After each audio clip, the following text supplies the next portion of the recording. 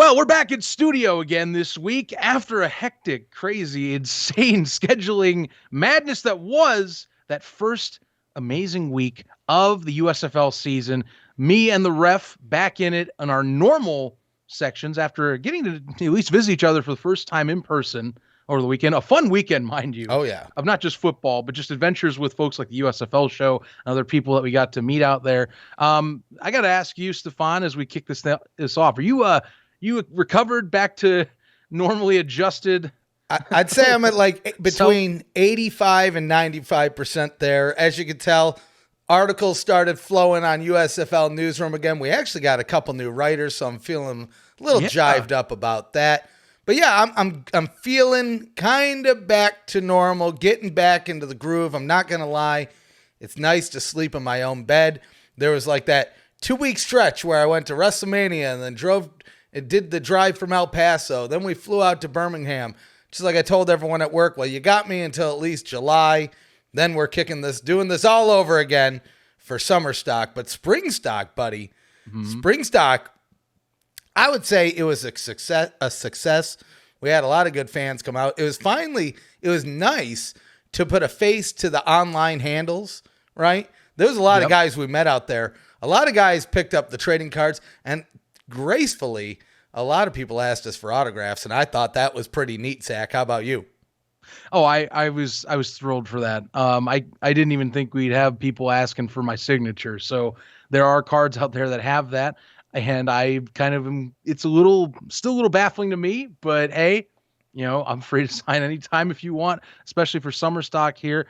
And we'll definitely give you more details as we go into the show for myself. Before we get into more stories on SpringStock, I know it's a little untraditional setup for the intro, but I'm just going to go and wing it. Welcome into the USFL podcast, everybody. If you didn't catch that already, welcome new viewers to the show, by the way. If you haven't caught us yet, now's probably the best time. We are in season, in the thick of things, going into week 2 as we're talking for this episode. So welcoming you all in. If you haven't followed us on our socials already, say you've subscribed to our YouTube channel or you've subscribed on a podcast platform, but you haven't done our socials, be sure to check us out at USFL Podcast and on your favorite social platforms, Facebook, Instagram, and Twitter. Also, by the way, be sure to check out our deal with our buddies at Royal Retros. 10% off your full order when you use USFL Podcast during checkout. And that's for anything you buy on the store. It doesn't even have to be USFL OG gear. You can buy any of the variety of things. We actually met up with Dustin from Royal Retros down there. Had a great time with him. He sat with us during the game and all that. Oh, it was a blast. He convinced me on buying a away version of that Steve Young jersey we gave away. So I still got to get that done. I'll hit him up soon. But that thing looks slick. But yeah, we had a great time with him too. And we're also going to give away a jersey, not one from our retros in this case, but once we hit 5,000 subs, we're getting up there. We're creeping up there. We're going to give away one of those pre-order USFL replica jerseys from the shop that they're going to start getting out during the month of May. May 15th to be exact. Yes. 3 weeks from Sunday, those jerseys start shipping. I had to double check. I don't know if I told you, Zach. I got the Gamblers and the Panthers jersey on lock. Because I didn't know which team I was really 100% getting behind. We'll save that one for a little bit later. Maybe after we talk about SpringStock, the ref's dropping his official pick here, and we got some other fun things to talk about as well. But anyway, sorry. Right. No, you're fine, because I'll tell you what, I am going to pick up probably a Panthers jersey just because I'm curious myself. I know they're rendered photos right now on the site, but I do like what the rendered design looks like. Honestly, funny thing, SpringStock stories while we kick into gear, might as well do it. Mm-hmm. You land, of course, you get in there, even with the delay, you get there earlier, you're able to go in about the town. I get in around 11:30 at night, for Christ's sake. I mean, seriously, my flight plans for this whole weekend it didn't matter. Delays just happened. It was a flight delay kind of day. We talked about this because me too, right? I get to the airport right as I arrive. I get a text message, your flight's delayed 2 hours. Now I live in the boonies, right? So if I would have drove home by the time I got there, I would have had to just drive back to the airport. So I toughed it out. Then I got to the Hertz. Now, this is funny. I don't know if I actually got through this full story with you when I was in town. So I get to Hertz. I reserved a car, mind you. I reserved it. I get to the counter, no cars. No cars there.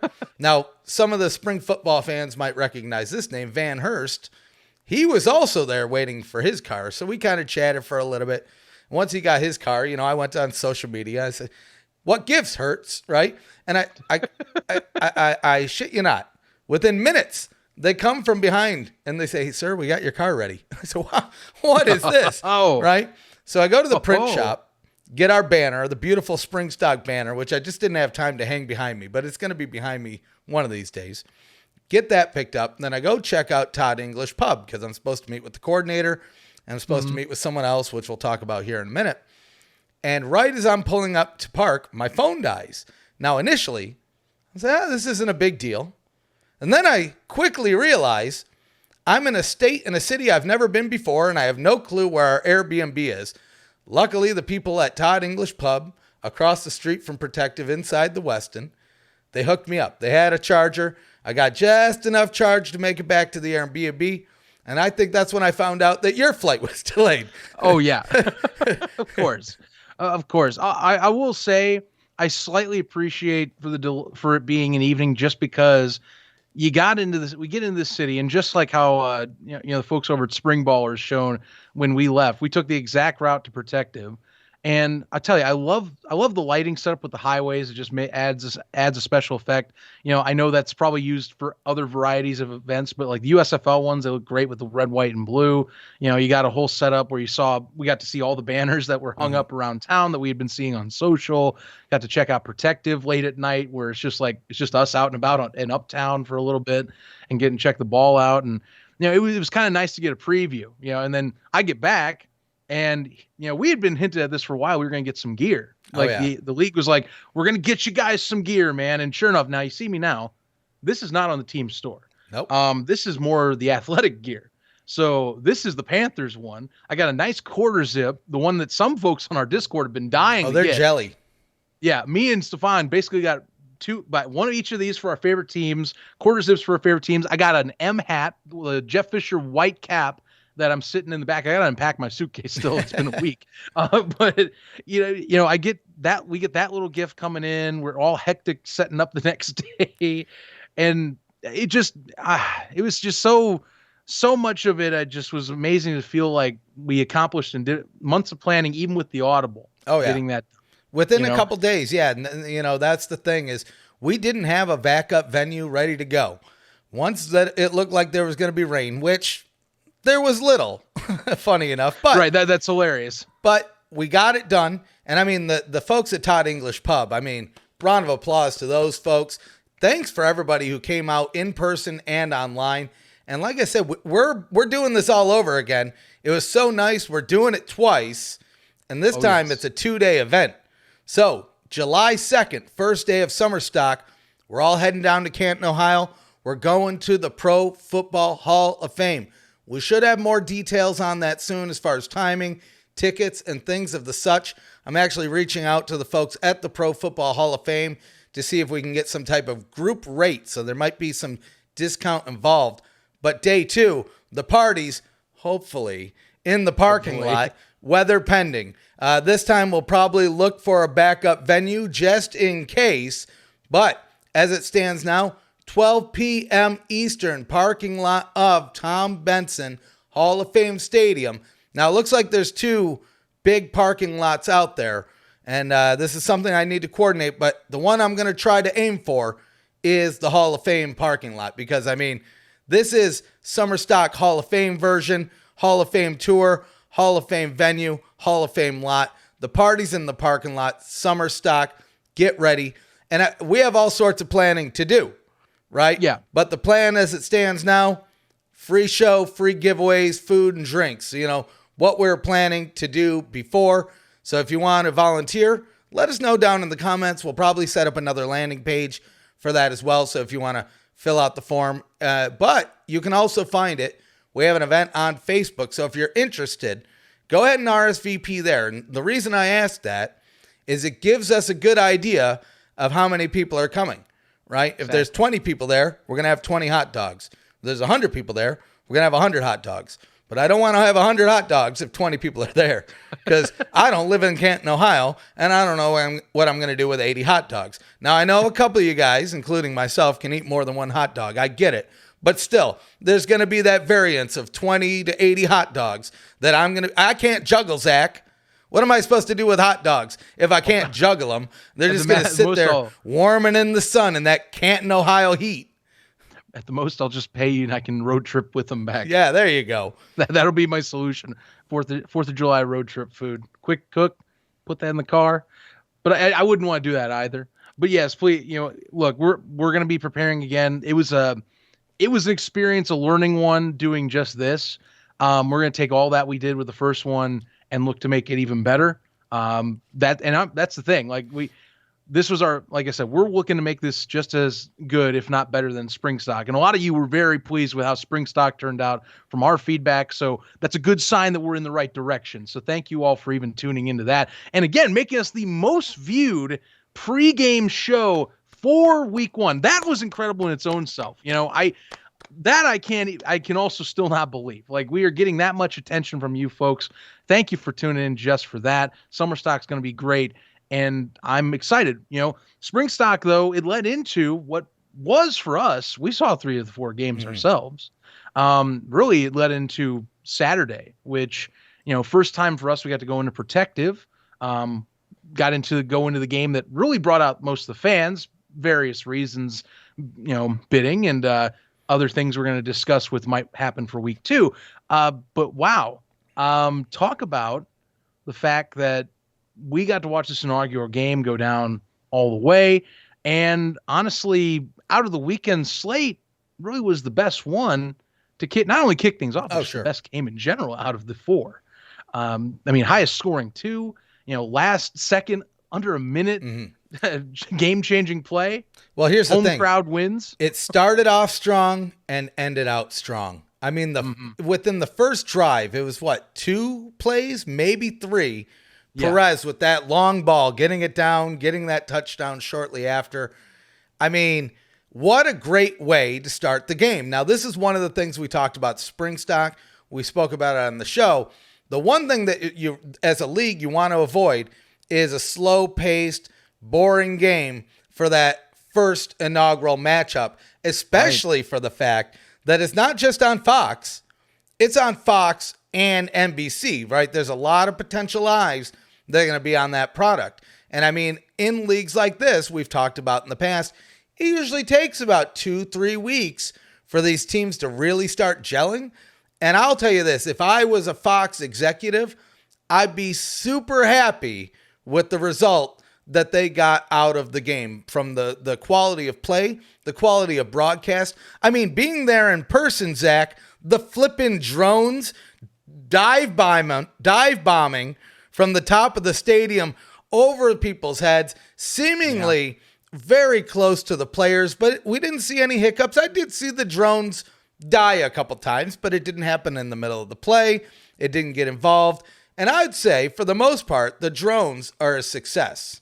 People seem to like them. They're talking about them. They had some of my favorite shots from the weekend. We'll discuss more on, of course, Gamblers Panthers, but that game alone had my favorite shot that you could have asked for a drone cam. And I'm looking forward to what else they can do after just this week with the drone. And I even pregame shots. We went back and rewatched the broadcast after the weekend was up, because originally we were planning on watching Bandits Maulers. Of course, that got delayed. We had flights. But, we went back in and went, okay, we can't watch this. Let's watch what the main simulcast looked like. And I'll tell you what, the drone shot of them going over the stadium, going through the tunnel, past everyone else. That's only stuff that you can accomplish with that type of technology. And it just makes you a little more mesmerized and wanting to stick around. That's kicking off with a bang. Fox and NBC collabing about this, the way that they want to push forward with these broadcast elements, all these cameras, all these microphones. They went with segments just to let pure NFL and football fans of the like just listen to the comms for a whole drive. Oh, right. For the generals. That alone brought some social media interactions that people weren't expecting. Yeah, the games were exciting. Just looking at the score of the first game, 28-24, Birmingham Stallions pulled it out at home for what I mean, what's being reported is that there were 17,000 people there. I don't care what the number says. It felt like more than 17,000 people, and it looked like more than 17,000 people. I've seen a 17,000 person stadium, and it looks smaller than that. Now, maybe it's an optical illusion. I'm not going to speculate there, but the crowd was hyped during the game, after that final drive, and then Zach, after the game, as we were kind of bar hopping around, everybody in town was chanting, "Let's go Stallions." I mean, yes. We're talking from the bars right outside the stadium to a couple miles away, because we did some traveling. We went out and about with our friends over at the USFL show. And I mean, what a blast that was. Talk about an evening we had. I mean, we can only talk so much about it, but it was fun. Right. And I look forward to collabing with them more. And I really hope they have a chance to make it out to SummerStock, because I don't know what kind of things they are to do in Canton, but I know who I want to do them with. Right? So I hope so. I hope so. You know, if this game proved anything, Birmingham still wants its own professional team to rally around. It's been the story as old as time with these spring football leagues. If Birmingham has a team, they generally want to come out and support them if it's also in the right season. Remember, college football does rule all, even in Alabama, so keep that in mind. But Stallions supporters, old and new, came out and in droves. And that's what I think most of us and us on the show were expecting. Mm-hmm. That's the audience that they were catering to. They're in a hub in Birmingham. You got one of the 7 teams that is your team. If they don't show out, you got a problem. Right. And they did week 1. I think they will continue to as well. You know, we want to keep talking, because let's go into the Sunday games here in a second. After we mention, of course, some of the stars. But I mean, the conversation we'll touch on is more audience and those in the stands. We'll say it in a second. What I will say with the stars of the game, here's the deal. Luis Perez looked like he's even better than he was in he hasn't skipped a beat. Leagues. He hasn't skipped a beat. He's going for it, throwing well, looking well. Yeah, I agree. So, I mean, 13-18, 143 yards, 2 TDs, all this in one half. Because the second half, it was the DeAndre Johnson show.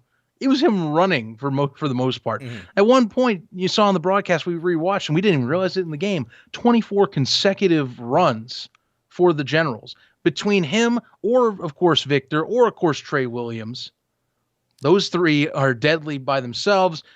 I mean, Mike Riley has a dual system. I'll admit, though, I told you this during the game, I was kind of shocked Perez sat the entire half, because there was nothing that indicated, even when we watched the broadcast, that he had an injury. Yeah. They just chose to do it. I mean, well, here's the thing, Zach, and again, maybe this is right, maybe this is wrong. This is my thoughts, though, is you had a very short training practice, right? Just a couple weeks, a few weeks. Sure. Right? And I look at this first week almost as a preseason game. The coaches are still getting acclimated to these players, and there's only so much you can do in a training camp or a preseason game. Like, they had some preseason games that were no tackle. Right? Yeah. And so for like a running quarterback, can you really get a good idea of how he's going to perform? Well, here's how you do it. You're up in the game. You're looking pretty strong. You take the risk. You give him the whole half of the game, win or lose. Remember, there's 9 games left of this season. 1 loss is a big loss, but it's not anything that you can't come back from, especially, as we'll learn here, as we go through the scores. By division, 1 won all the games and 1 lost all the games, right? You might tell the theme as we go down the line. From that perspective, New Jersey, yes, they made a risk, but it's not going to end them risk, because essentially they're in the same situation as all of their other cohorts up north. No, sorry for the spoilers, guys. Well, but I'm sure everybody watched the games. I mean, if you're tuning into this show, chances are you tuned into all these games, or at least know the scores and the outcomes here. Or at the very least, you watch the highlights too. You know, chances are you like this league enough to where you're going to follow it at the very minimum every week.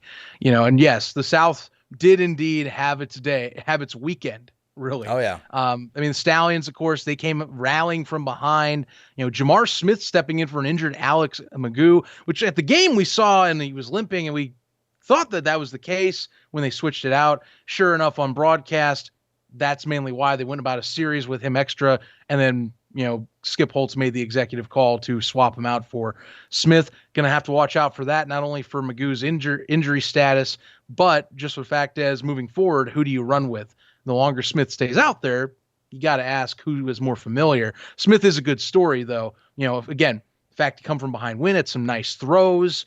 Can't ask for better from him in that first game. And here's another one. Randy Satterfield had a day. Also, Osiris Mitchell. Two receivers had heck of a performances in that game. Randy Satterfield's touchdown catch is going to Canton, as you could tell in the highlights. They stacked that bad boy into a ball. So when we go to SummerStock, we might see that football in a case already. Just being honest. I really hope it's so. It's going to be there. I mean, the XFL ball was sent to Canton, so you would assume that one's got to be in Canton somewhere, someplace. Especially because the game's going to be there. I feel like they're going to have a little bit of a USFL setup. It may be a little bit more extra. And maybe that's where we take the group photo, if it happens. Speculation zone, sign us up. That would be fun speculation zone, though. I still am looking forward to that. I mean, far down the road, but I can only imagine what they can do at Canton and what they'll be able to do there. And that ball, like I said, it's now a nice piece of history. Satterfield had to take quite a hit just to get that TD in.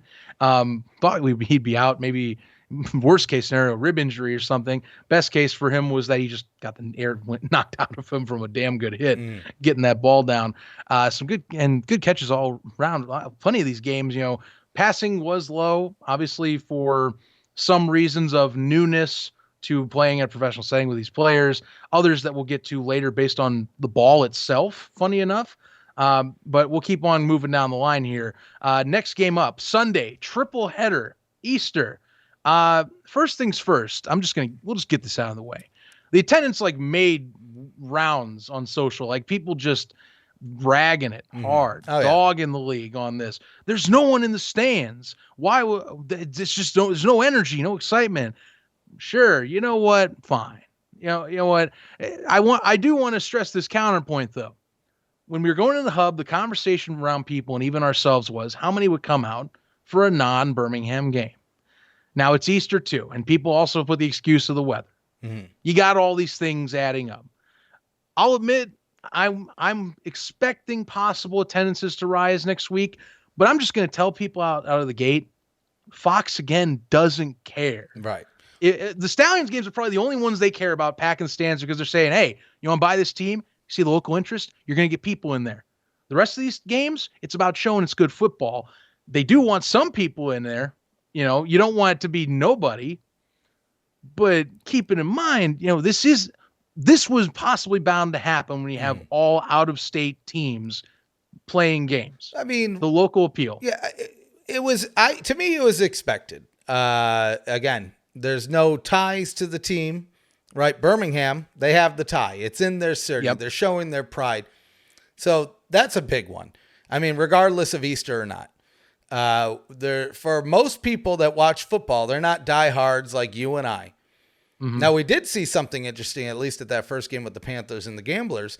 I ran into a couple guys from the tailgate next to us for the Texans, right? So there wasn't a lot of folks there, but we did see people fly from out of state just for that game alone. They didn't stick around for the game after. Now, that's not a lot, but that to me shows that there is at least interest in this. And we can see that in the ratings, which we'll talk about after we kind of go through the recaps here.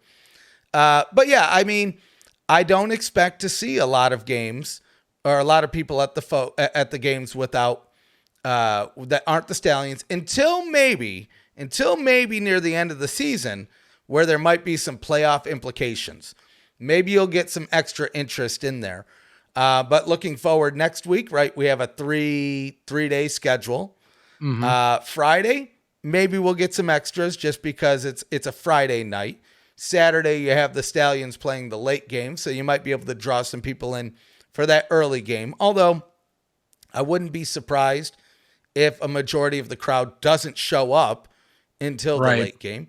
And then the Sunday game, I could see it being very similar to what we saw this past Sunday, where there might be some family members, there's some locals that are, again, those diehard football folks, but I wouldn't expect it to be a sold-out crowd or 17,000 by any means.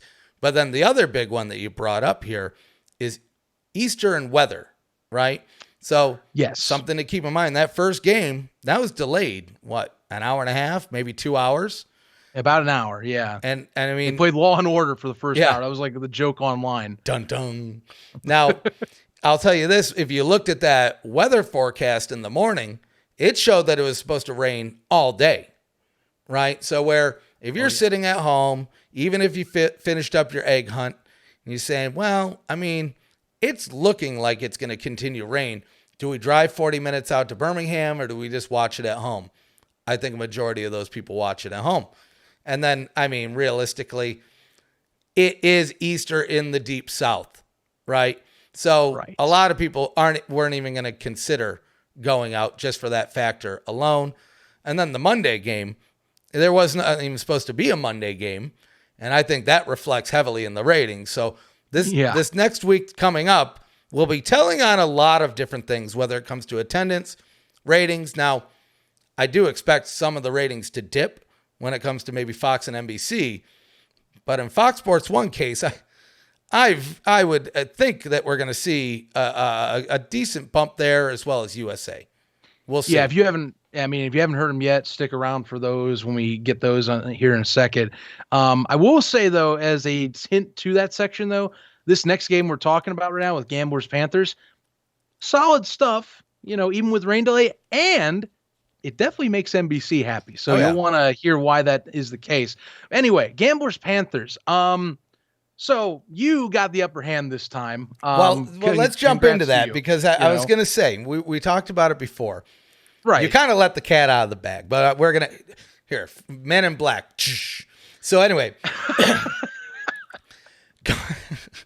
going into this week, I said this first week's going to be very telling on how I choose my team. Now, also, thanks to the care package, I'm not going to lie, that did help a little bit as well. But I'm now officially, I'm rolling with the Gamblers. If I say otherwise throughout the season, I'm officially the worst fan. Sign us up. We're going all in on the Gamblers, and I'm glad I did. Now this could be a fluke. So this is something I don't believe was called out on the broadcast, but we were a little bit closer to the action, and thanks to one of our fans, Paul, from Florida, originally from Michigan, around my neck of the woods. He was listening in on the situation, and now we were confused as to why Shea Patterson was pulled from the game. He didn't go to the injury booth or the injury tent. He didn't have a limp. We saw Paxton Lynch out there, and nothing against him, but the offense definitely slowed down, right? Yes, it did. Now it turns out, and now I think we did see a little bit of a scuffle from our seats and didn't know what was happening at the time. But it did turn out that Coach Fisher was very upset by all of this. And he was having a little bit of a back and forth with the equipment guys. And it turns out the reason that Shea Patterson was out of the game for a bit there wasn't from gameplay, not from injury, but from a dead battery in his helmet that was restricting his communication with the coach. So you heard it here, folks. USFL podcast. We're relaying the news. Now, this is why I think it could be a fluke. This next week coming up, a full week of Shea Patterson. Does that change the situation? We'll get to that later. But for this game, I'm very pleased with the outcome. Clayton Thorson looking like a beast out there. I'll say this. The Gamblers' defense is something that I wasn't necessarily looking at as much as I should have maybe. But they were doing exactly what they needed to do. Now, I wouldn't go as far as to say that they're the top defense in the league or even the South, because we'll get to that. And I think the players of the week kind of reflect that. But I think that the Gamblers definitely have a strong defense to contend with and might be the key to them continuing the success here. Now, next week, as we'll talk about in the week 2 previews, that one has the potential to be an interesting game here. But let's stick with this first one. Now, what were your thoughts? Now, we were sitting on the Panthers side, so we were sitting around a lot of the Panthers family members, so it was a little hard for me to go full-on Gamblers rooting. But I'll be honest with you, throughout all of these games, I sort of felt like I was rooting for both teams. I really just loved the league. And I mean, until really, I think halfway through the season, until I find the team, because there's always a team that I hate. I haven't found them yet, but we're bound to get there, and I can't wait to trash talk you. But I haven't found that. I mean, I'm a Panthers fan. I've told people I'd pick this via geography right now. They're nearest Indianapolis. It just makes sense to me. But I mean, I'm with you. Look, I always, with these leagues, it's about the first week. The trend is it's kind of rough, and you want to get as best of football as possible. So for me, I was cheering at every touchdown, because to me, the higher the score, the more crisp the football looks, the better that people, and especially football fans, who, if you're not diehards, general audience members are picky with this stuff. It is amazing how much a football fan can dissect what is wrong with the game in their eyes, and even the smallest things. I brought up, of course, the crowds, and just the crowd noise missing was alone to get people upset. I get that, whatever. We've already discussed that on the show. Take that as you will. But it's rough usually for the first opening up of the weeks of games. And I was happy for it. I'm just glad to have more football. Now, I will talk with the Panthers here. Was disappointed, because they are one of the squads I had higher up. Credit the gamblers. I also have my own qualms on them, because yes, the defense, excellent job that they did making Shea Patterson and Jeff Fisher's lives a living hell on Sunday. Kevin Sumlin's offense needs some tweaking. Oh, for sure. Yeah. I was kind of surprised at how inconsistent him and Clayton Thorson were.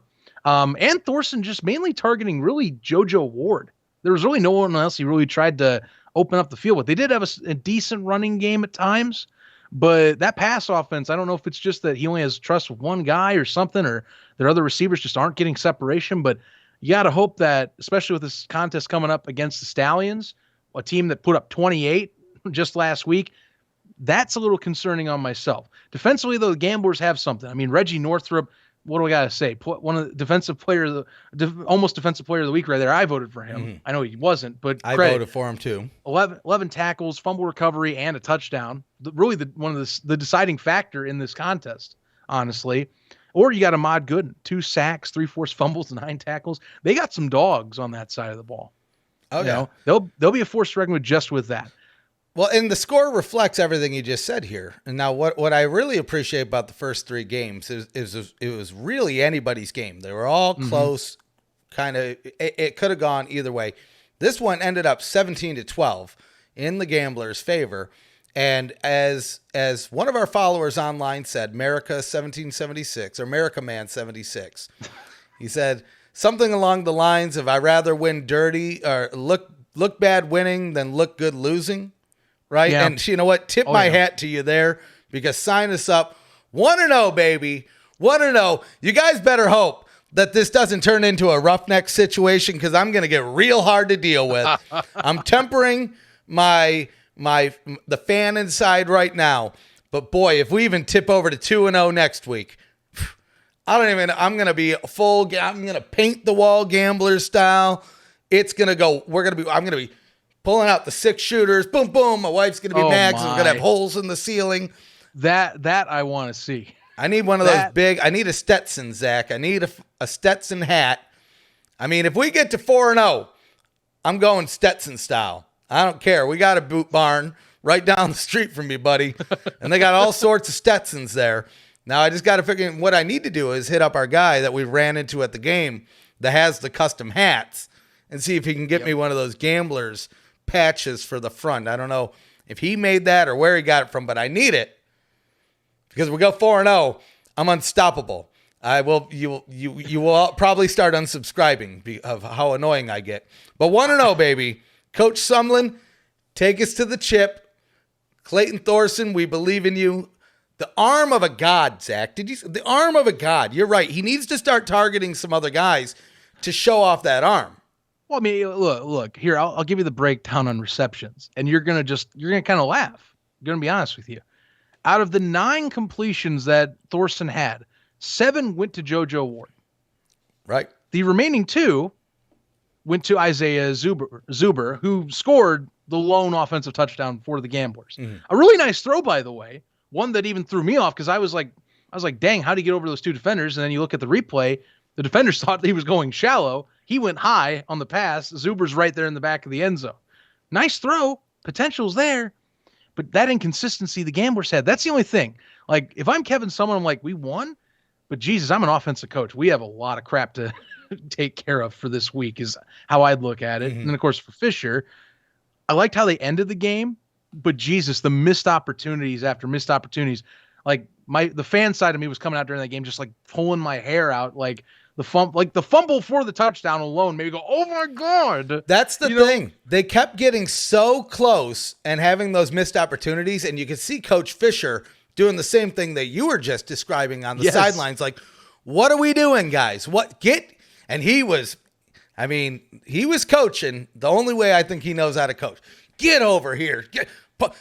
Giving him a piece or two of his mind. And I mean, so there's none of this goes on the coach, but I think we're going to see a lot of these coaches make adjustments, whether they won or lost in this week one going into the next week. Because there was a lot of good, but there was a lot of things that need a little bit of work. But to me, I think that's expected. Now, if we still have these problems week 3, week 4, week 5, then I think it's really time to start reevaluating what the plan is and how you're orchestrating it. Right. Correct. Keep an eye out for the Gamblers offense next week. Cause like I said, Thorsten has, of course, that capability, but man, they got to start diversifying the portfolio. You can't have it where it's only 2 guys getting pass catches. You could, but even me saying that still doesn't accurately paint the picture nonetheless. Last thing for the Panthers, myself, Jeff, I hope to God that battery doesn't go out because look, Paxton Lynch, God, he looked ugly. I'm just going to flat out say it. It was night and day. Shea Patterson, when he was given time, was able to raw the pocket and was getting into a flow. He was getting it down. That makes me feel good. I really think the Panthers could have won if they had just either converted a few 4th downs, one of them being after a beautiful catch by Lance Lenoir. By the way, I'm becoming a fan of him more and more after that game. Just got to convert. Simple as that. The Panthers have the roster. Patterson is showing that he improved over his appearance in the TSL. Now you just got to be able to put it all together. Simple as that. He was second in overall passing yards too, by the way, in the USFL in week 1. So keep that in mind. Number 1 in the USFL for passing yards, though, came in the next game. But he's going to be asking his line what the hell happened because dude was clobbered. Brian Scott got sacked, I believe it was 6 times if I'm going right now. Might have even under said that stat. He did not have any time. They still put up 17, but my God, no time whatsoever, Stefan. No, that was the other game we watched in person. Well, this I think was one of the other games that we were super excited to see. And honestly, this was one of the ones that started out. This was the slowest to start, I believe. Right. I don't know if we had points in the first quarter, but if we did, it was not many. It was slowish. The second half was a lot more exciting for folks watching. Now, the Breakers defense, so I alluded to this earlier, the Gamblers defense looks strong. The Breakers defense, on the other hand, I mean, tip my hat, my Breakers style. Breakers. Boy, oh boy, I don't know what they're putting in the Gatorade, what Coach Fedor is doing over there. But he's got those dudes fired up. Now, one of my favorite moments of that game, we're sitting over on the sidelines, right behind the Breakers bench. Mm-hmm. There's somebody sitting front row, scouting out the was it a punt or a field goal? I can't recall. I believe it was a punt. It was a punt. And he says he's going to block this one. That's right. Yes. And that was a prediction like no other. And I mean, here it comes. Boom. Dude kicks it, blocked down. And I turned, I said, how the hell did you know that? And it turns out the player that blocked the punt, it was his brother in the stand. And he said, I've seen my brother line up like that before. And whenever he does that, the ball is not getting past him. And I think I said something. Tell him to line up like that every time. It was perfect. It was perfect. And I mean, the Breakers defense, we're talking sacks, forcing fumbles, getting some points on the board. They did everything, and that reflects, again, in the players of the week. They had the defensive player of the week and the special team player of the week. They did. I mean, they got 2 of the 3 players of the week in one game. And it's not even just the defense, because, again, their offense maybe started out a little bit slow. We saw Sloter on the phone maybe one too many times for his liking. But you know what? He got out there and he made it happen. They ended up taking it out 23-17. Now, here's the thing. Still a close game. It could have been anybody's game. All it takes is that Stars offense to maybe tweak a couple things, make a couple adjustments, and I think they could have pulled this game out here. At the end of the day, exciting game, fun to watch. It almost made me want to become a Breakers fan. I'm not going to lie. I love the blue in their jersey. I love their helmet. I mean, we know I love Coach Fedora tipping his hat my Breakers style.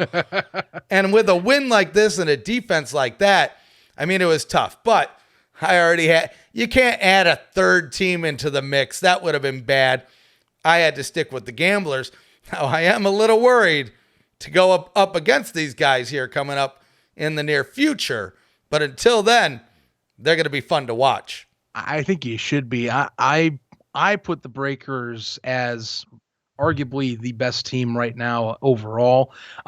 Credit, Sloter did have to calm down. I think that's another common theme we saw. Again, we knew quarterbacks coming in would have to be feeling out things, but you saw in the second half for pretty much all the games, QBs were settling down, getting the rhythm, getting a handle of the ball that they had too, by the way, and getting some solid throws. Because Sloter started out kind of wonky. He did finish with 63% completion still, 150 yards on those. That's the only thing. Not many depth throws. Him and Scott kind of were a similar deal, but still feeling things out. It's an offense that has possibilities, and for the Breakers alone, I mean, they can lean on their two running backs. I think are going to be talked about quite a bit through the season, in Jordan Ellis, of course, and then you also have alongside of him, you also have Logan Jr. there. I'm referencing TJ Logan Jr., who had himself a game very much so for the Breakers. So they have elements. They do have people outside. Sean Poindexter, I was surprised not many called names up. I know a lot of people in the stands were like, where the heck is his name not being called? And just comes down to game plan, I guess, too. What else can you do? Right. Another receiver I want to highlight, by the way, for the Stars, same vein, you got to find guys you can find in rhythm right out of the gate. We talked about JoJo Ward with, of course, the Gamblers here. Meanwhile, you got for Brian Scott, he has found his slot receiver, Chris Rowland. Dude was getting pass after pass after pass coming his way. Had some really nice catches. I'm pretty sure he was the one that came down with that forearm catch. I could be wrong. But that thing was insane in its own right. Oh, yeah. Great job there. There were some definitely good catches throughout the weekend. And some big hits. I can't remember what game it was. It might have been this one, but I feel like it wasn't. But the clothesline. There was a straight up clothesline in one of these games that was gnarly, man. I mean, that arm came in and the dude did not move another centimeter. I'm telling you, it was a beastly hit. But overall, not sloppy play. Like, there's no sloppy defense. There was a couple movement infractions, maybe one too many for some of these teams' coaches' liking. But, I mean, as far as hits, I don't think there was anything egregious. Nothing dirty, right? No, and I think that's important, right? Everybody likes a good, big hit. But I don't want to see a good, big hit if it's just dirty or uncalled for after a play even. Because that's the worst, right? There's just no reason for it. Now, we did see some jibber-jawing on the sidelines, and I'm all for that. That's all fun and games, right? So I like to see it. Overall, I think this was definitely one of the more exciting games of the weekend. Like I said, started out a little bit slow, but once you got into that second half, it was kind of all cylinders were running. Now, up until this point, there was one thing that we noticed at these games too, because we would have the stats on the right of the scoreboard and the points on the left, and it was always a tale of two stories. Right? Where if you looked at the stats and then you looked at the score, you would think the score would reflect the opposite. And I mean, looking at that first game, the Generals and the Stallions, I mean, the Generals stats were like ridiculous, but the Stallions ended up taking the lead. And I think this was another one as well. Now, this one, I believe, it ended up getting a little bit more even near the end, but there was some of them that were, how is this even happening? If again, you look at the stats, look at the score. But again, like one of our followers said, rather look bad winning than look good losing. At the end of the day, what matters? That W. And so, which kind of, I think, leads us to this last matchup. So this game was supposed to take place Sunday night. And maybe about an hour before, we started getting reports that the weather was coming in. Now, you and I, we weren't actually going to watch that one in person. We went back to the Airbnb. We were going to watch the broadcast, and I was going to cover the game. Right. But then as we sat there, the weather came in, it got postponed, and it got moved to Monday, which kind of confirms my theory that I spoke about. I believe I spoke about this at SpringStock, was my theory on why we didn't get any Monday night games is so that could serve as an overflow in case there was any weather issues. And I mean, what happened? Overflowed to Monday. I mean, we saw it with the Spring League and Fox. Now we're seeing it with the USFL and Fox. I mean, worst case scenario, if it rains a couple days in a row, you can keep delaying. But I mean, you really only got until Friday, maybe pretty Saturday much in some of these games, or it's going to be a real tough week for some of these players. So I don't think it'll ever get that bad. I think they'll be able to squeeze these games in somewhere. I don't know if that necessarily had an impact on the score here, but this was definitely the slowest game of the week. Started out real strong.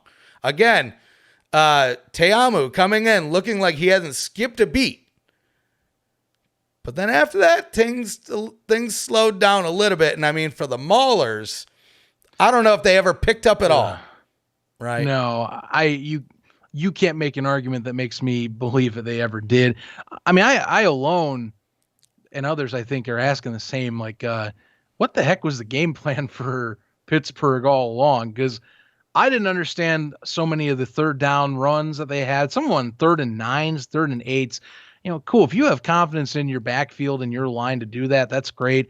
You know, I mean, don't get me wrong. Groshek had a solid game. Not going to say it was stellar. Mm-hmm. You know, Madre London, I was actually kind of surprised at how poor of a game. 14 carries for 23 yards.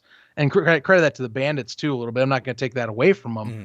But, I mean, I didn't know what the game plan was. And now, they felt like a team that didn't even know who they wanted at starting QB, because all of the press, all the PR had been saying Kyle Lauletta.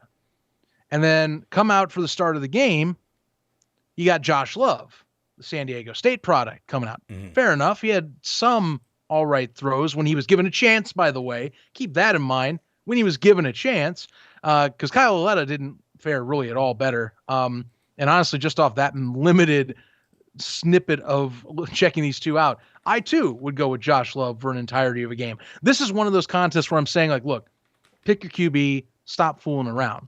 You know, Everyone talks about how the origins of this are from the Spring League. I know the Spring League did that whole 2 QB thing, but it was because it was part developmental and part getting people some looks. This is a professional league now. Unless you are designing a offense kind of like how Mike Riley appears to be doing it with Perez and Johnson, pick a quarterback. Right. Is how I'd say. Because, like, Lauletta and Love are not like, there's not one that's super athletic in running or that can beat you in speed, and the other's great at his arm. They both are in the pocket passers. Pick one and stick with one, please. Mm-hmm. Keep that synchronization with your receivers and your running backs together, as well as your line, by the way. You know, that's the thing. Quarterback's got to be consistent. Josh Love probably is your best guy. Nonetheless, play calling, Mr. Wilson and Mr. Tomlinson, figure it out, because that's not going to do it. That's just going to make people very upset in Pittsburgh for following this team, you know, along with other various things that, you know, made Pittsburgh apparently the enemy of the USFL already for its first week, or the meme of the league. One of the two, really. It's just kind of come down to that. Otherwise, for the Bandits, you know, first half, really solid. Jordan Ta'amu, those first few drives looked crisp, looked like what I expected from him in a Todd Haley system. He fits the bill well. You know, his running back crew of Emmons and Washington, I thought worked out solid. But the one I didn't see coming fully, because I was wondering in this case, Cheyenne O'Grady stepped out of nowhere. So at least out of tight ends, he's currently the premier guy right now in the league in terms of getting targets. And that might be continuing because QBs have a tight end safety net. That's always nice to have. One that's athletic and versatile like O'Grady is, even better. Oh, yeah. You want to have someone like that. So good. Second half, though, the Maulers, they adjusted. Kudos to them. Credit, though, you have to actually be able to not only adjust, but, have your offense give your defense a chance. That was not being done on Monday night. No. Dear God, it was not. No. And they got close on a few occasions to getting a full touchdown, but they could never get it done. Ultimately, they had to settle for just a field goal on the game. Weirdly enough, though, still within reach, right? It ended out 17-3. So, I mean, realistically, time ran out, I think a long time before the fourth quarter. But had they made maybe a few extra adjustments going into the half, they could get it done. But the Bandits look clean. Maybe, again, need to tweak a couple things over there on offense. But the defense helped them. The soft offense on the Pittsburgh side, I mean, kind of settled the deal. But just like I was saying in Discord chat earlier, don't sleep on the Maulers just yet. This is spring football. I've seen crazier things happen. We could tune in next week into the Keystone State battle against the Stars and see the Maulers look like the greatest team that's ever hit a football field. I mean, that's just the truth. We've all seen it with these spring leagues. Sometimes they're just not ready or caught off guard, or maybe again, that delay really did throw the team off. Now, should it have thrown them off that much? I don't think so. No. But it could. I mean, there could be something there. Either way, I wouldn't count them out just yet.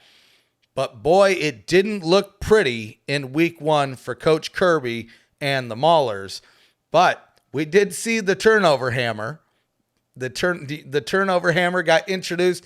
They did get a shot of the player getting a chance to sit with it at a bench because they did at least do that much in the game. But, man, they're going to have to do a lot more next week against the Stars because the Stars, keep in mind, were very close to pulling it out against the Breakers in the day prior. So I think they're going to be a little bit tougher, maybe even of a competition than the Bandits were. But I won't get to the predictions just yet. Well, and it's week 2. Offenses, you're going to generally see them get a little better. Adjustments will be made. I mean, and again, the Stars didn't look too bad. Really, their only caveat that got me concerned again is just their line. That's the thing the Maulers can take advantage of, I guess. But we'll see if the adjustments are made by Bart Anderson Company because no one wants to see 6 sacks a game, and the Stars are right now a very loaded team that just needs to protect their main asset, their quarterback. The Aaron Rodgers of Division III football. Yes, sir. It's got to bring that up. Brian Scott, baby, high up on him. He is leading the league in passing yards, by the way. Just got to give him a little more time, a little more security. That's all. That's the thing. Something else that is going to be corrected in going into week 2.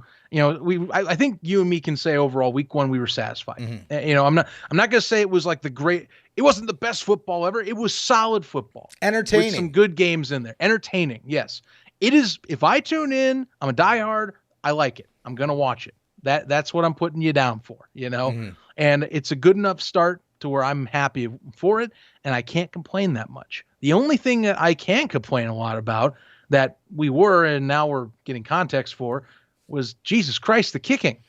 38% of field goals were made. That is brutal for any league. That is disgustingly bad if you look at it at face value. And we're not talking about second-tier kickers, too, right? Like Austin McGinnis and some of these names that we've seen throughout the different spring leagues that I've seen kick over a 50-yard field goal. Oh, Matt Mangle as well. Exactly. Yes, thank you. And, 38%. And our instincts, too, were, what's going on? Is it the weather? Is there something going on? And we've kind of heard about this at the game as well, is that it seems like it stems down to that chip, that ball technology, the chip technology that they're putting into the ball. So I was curious because the NFL's got a chip in their ball. Well, this one's not the same. This one is very different. More details coming out as before even our recording today. So for those that are keeping up at home, if you haven't heard in the show previously, the USFL is using a chip technology to help track digital first down markers. They did away with the chains. They're going straight digital technology, much like soccer, and its own tracking systems, which over the weekend we saw those used to good effect. And that I was very happy with how that was used at times. The kicking, though, apparently, even some of the passing, although to a lesser degree, the kicking, though, I guess the chip affects how the ball spins in the air. And I was wondering myself, where's it placed? Everyone's like, well, how big is this damn thing? Mm-hmm. Where's it at in the ball? So first off, it's like 4 to 5 ounces more, which, it's like, and I guess the size of the golf ball, which I learned later today, I guess 4 to 5 ounce difference is close to like the weight of a baseball. And I'm like, wait a minute. You got a baseball in there? Yeah, okay. That's kind of nutty. You're right. Yeah. So that's a little bit extra in there. But to add on to this, and this is according to, I'm gonna feel bad butchering this name. Noah here. Buselli. There we go. Thank you for not letting me butcher that name and giving me some credit on the show. Noah Buselli had a nice write up on his own personal website here, going by the name of Between the Goalposts. And part of this comes from Frank Rossi from D3 Football Huddle, a podcast. He got a little insider track too. The chip, it's 3 to 4 inches in length. Apparently, and this is by reports, it is also 1.5 to 2 inches wide. Now think about that inside of football. It's also then suspended inside that football in the bladder, mm-hmm. which is usually inflated with air. So you have it hanging in there and chilling. And throwing it, I can probably see it being fine with the rotation. Mm-hmm. Maybe, at least it seems to fit better with rotating. Now flipping? I could see, because, well, here's the thing. When we first heard similar to a golf ball, I was thinking round. Yeah, right? I thought it was just a big old ball. Yeah, 3 to 4 inches with 1.5 to 2 inches wide. Like, that is a goofy shape to be wobbling around like this in a ball, especially suspended, right? Mm-hmm. So again, like you mentioned with the spiral, I could see it sitting there tight, but flipping, I can only imagine it. That could definitely throw a ball left or right. Right. And it depends really on where the force of that chip goes. Now, if you think about it, we went back and we rewatched the opening game. Nick Rose, at the time, we were like, oh my God, this guy is blowing his chance. Mm-hmm. Because if you look at that final score, we've said multiple times at the end of the game, the Generals should have won if you just convert at least a few of those kicks. Right. It wouldn't have even been close. It could have been kind of close at the end, but like we're talking like 7 point or at least 6 points left on the board alone. A whole touchdown's worth of kicks. Mm-hmm. Definitely affected the game.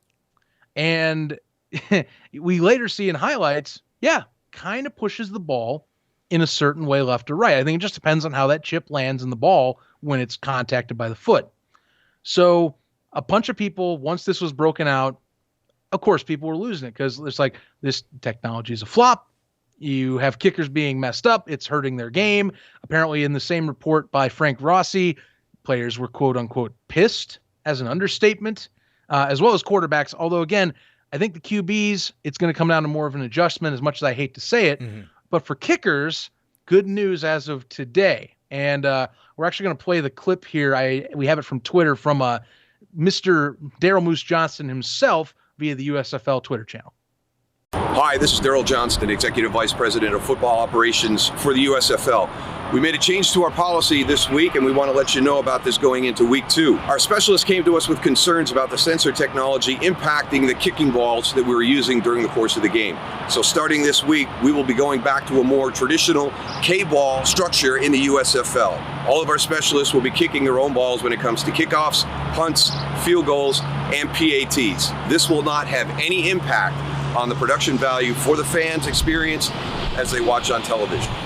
The USFL, staying united by football.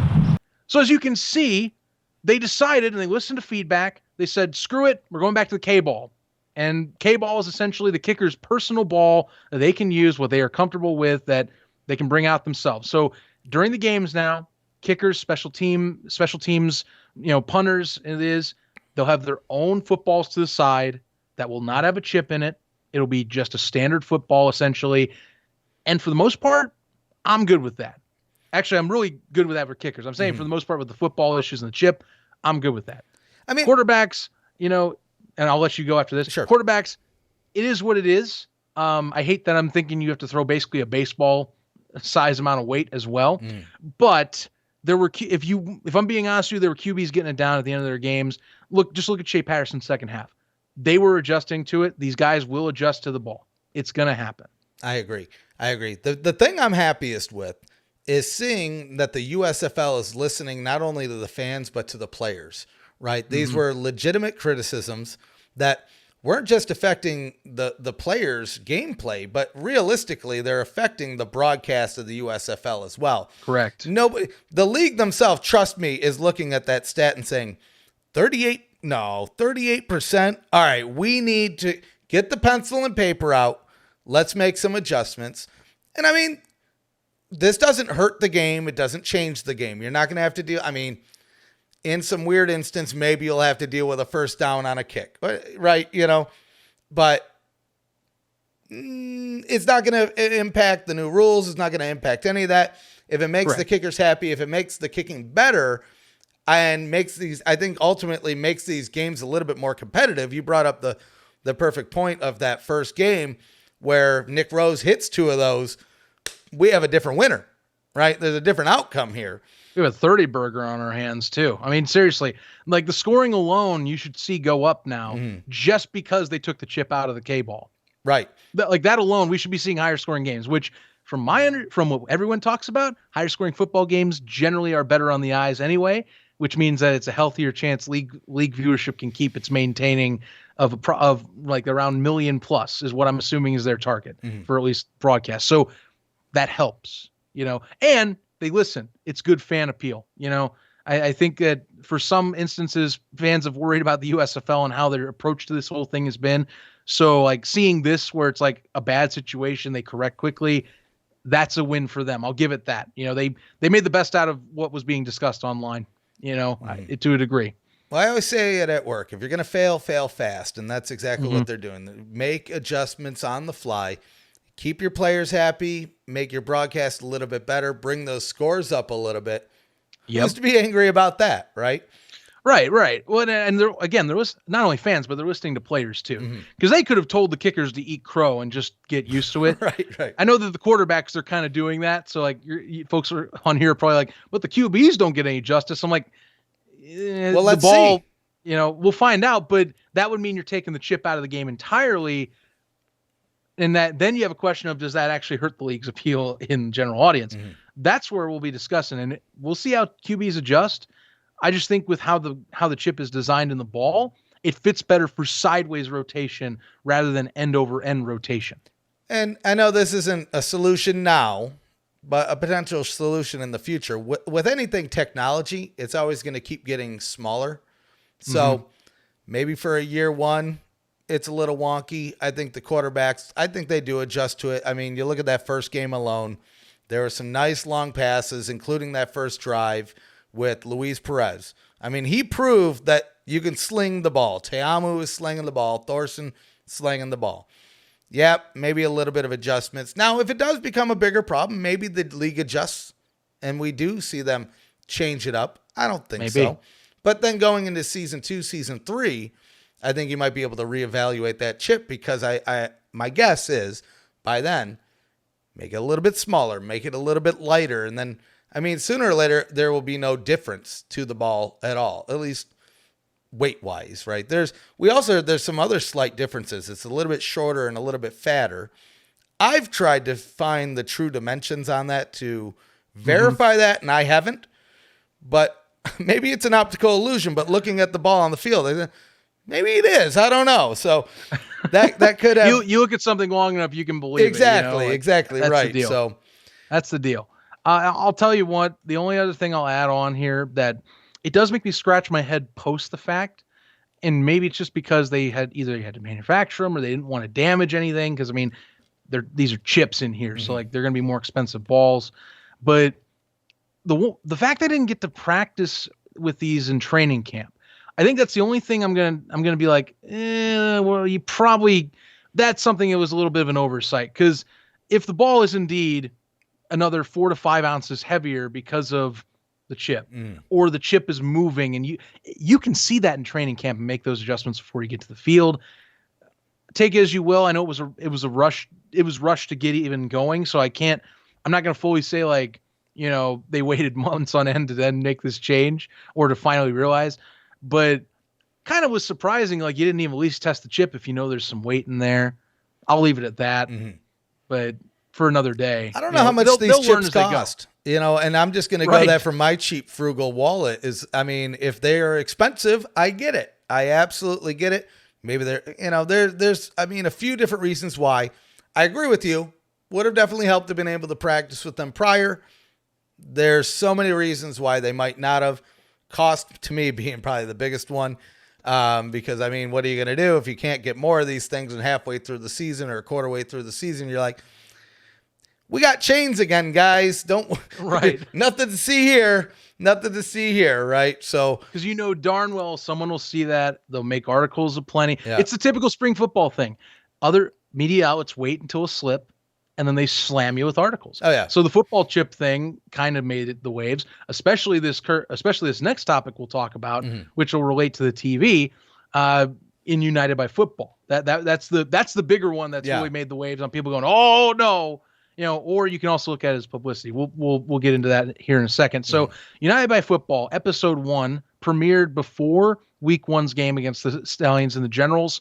It was a 1-hour special. Remember, the rest of them are going to be half-hour specials for the remaining. So this week you'll see a half hour going into the Stars and Maulers contest for that, because they are on Fox every time. So keep that in mind.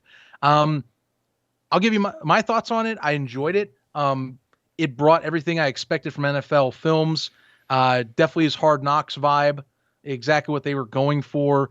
Added stories that I think you didn't hear about, as well as the human element of the game that we want to hear. Mike Riley's wife, and just that's a big one. Having to be like, I have to bring her along to do this, and players have to get used to, she's going to be there. She's going to be part of the team, or obviously. We got, for example, players that are doing things in season. Boogie Roberts, trying to finish school right now. Supposedly he's going to be writing 3 to 5 pages a day for his thesis. Ugh. Jesus, and doing football, mind you. And doing football. Yeah, the show was great. I loved the show. I think they did a great job on the players that they chose to highlight. Right, we have Vinny Papali. We have like you mentioned, Boogie Roberts. We have. The too hot to trot guy, Chase Demore. Sorry, his name escaped me, but he's perfect for the show. So much screen time for this, but he's hamming it up like he's loving this. Yeah, this is his space. Well, they picked great guys. I rewatched it with my wife, and I feel like this is the test if it's good or not. And she was full on intrigued. And I'll tell you this is, and we're gonna get into this with the kind of the next topic, but the big name that gets brought up in all of this is Davion Smith. But what about Ben Holmes? Before we get into the whole pizza situation, either Ben Holmes got thrown under the bus or there's a whole nother situation going on here, because going into this, we were under the assumption that there was some sort of injury that caused his release from the team.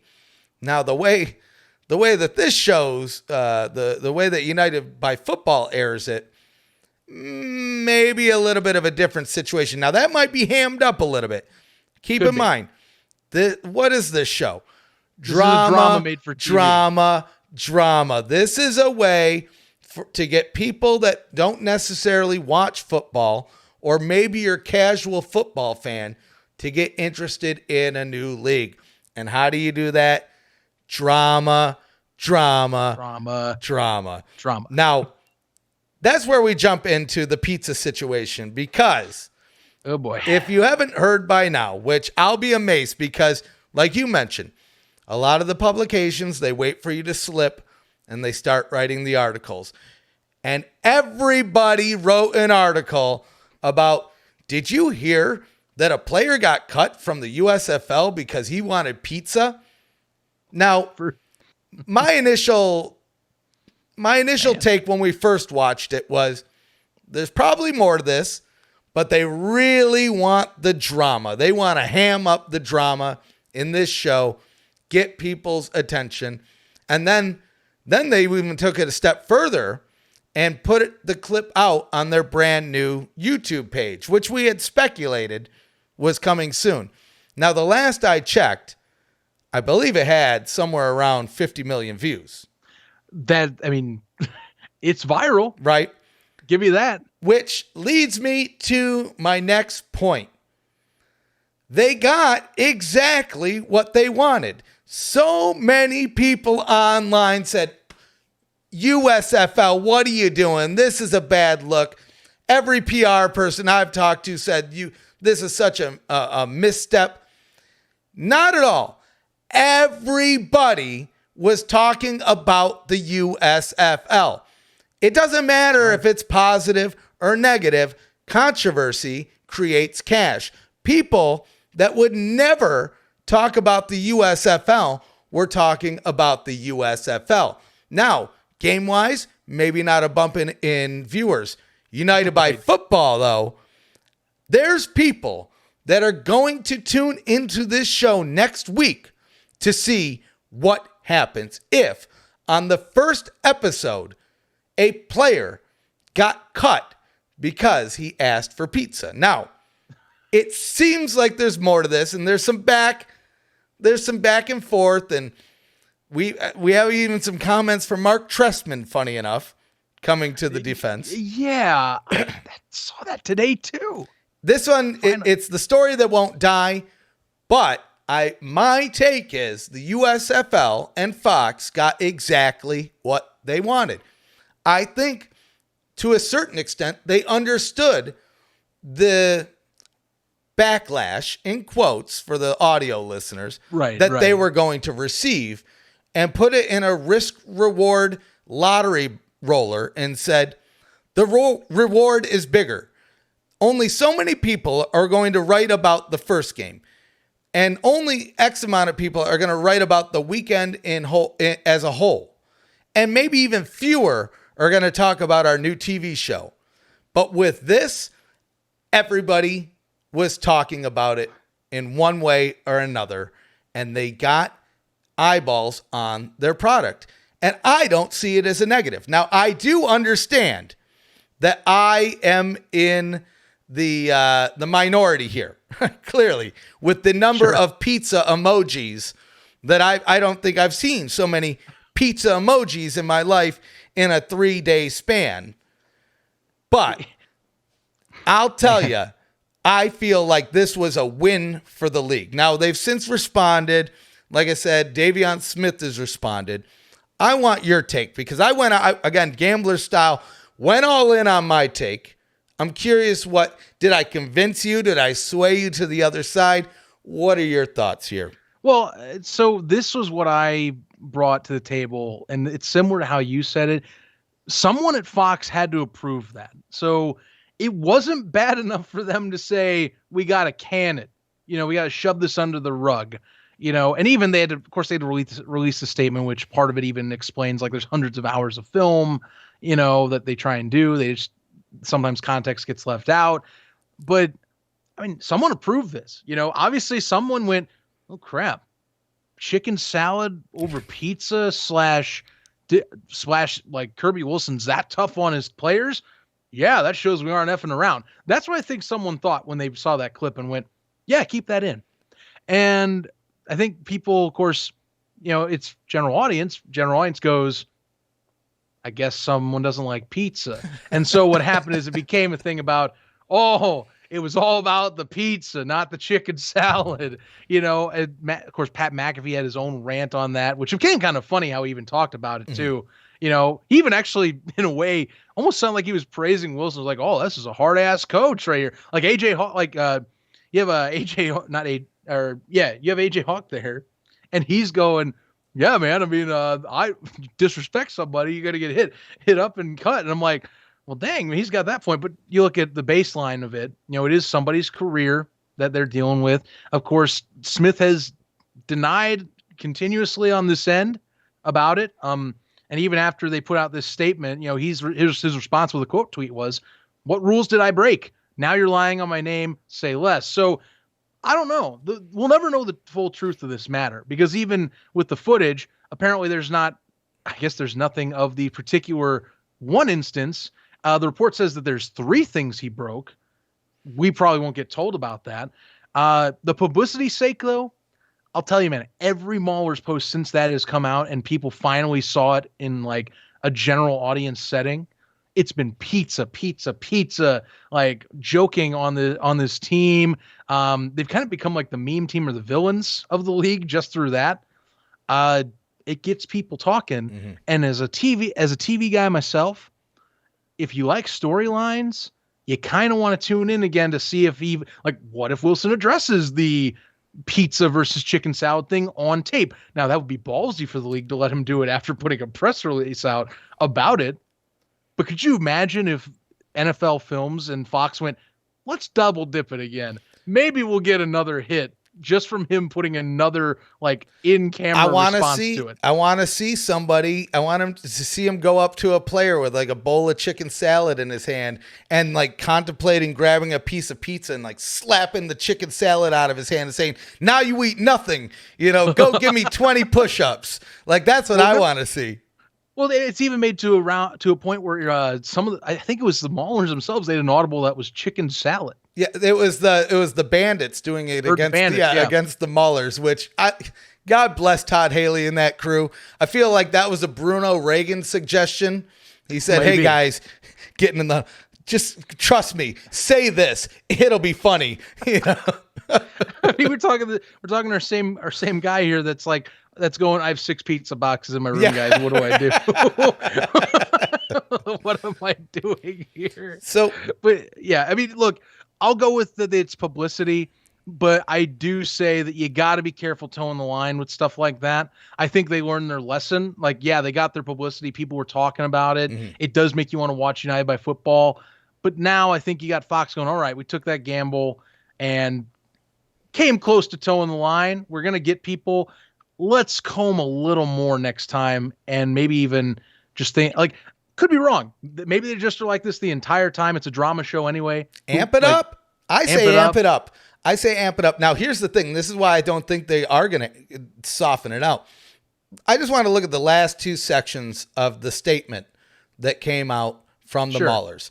So we'll skip over the first half. Smith had violated 3 team rules in a 24-hour span, and in this particular incident, disrespected a cafeteria worker, which wasn't captured on camera. Now, here's the second one, the last line of it. And this is low. I mean, Smith has subsequently reached out to Coach Wilson to apologize and asked to be reinstated to the Maulers roster. Now, storyline wise, if this dude ends up on the Maulers again, everybody got hoodwinked.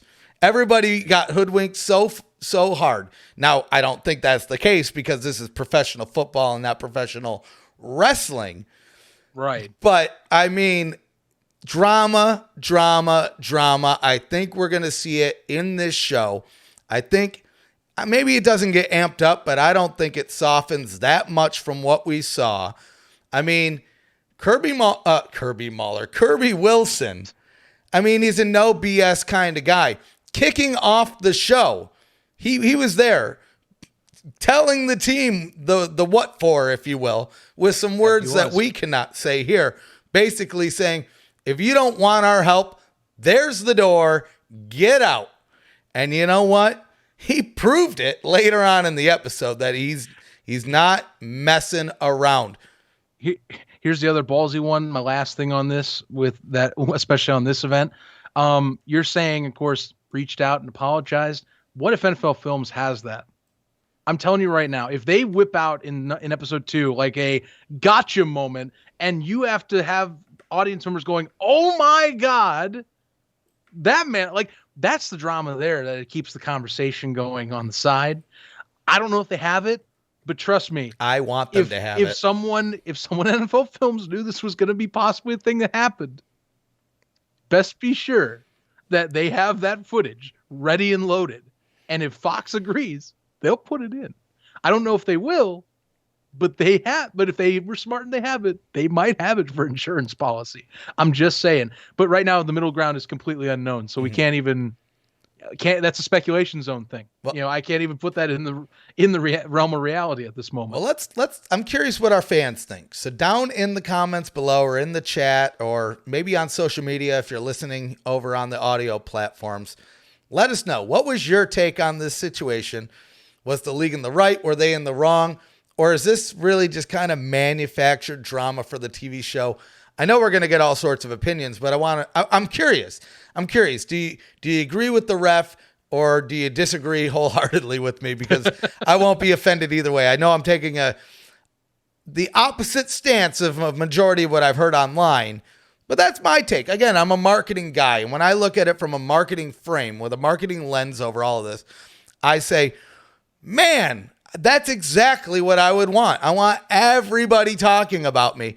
Negative, positive, whatever in between. Here's the situation, Zach. Somebody learned that the USFL was a thing because of this story. Not even that they knew that the USFL was around or whatever.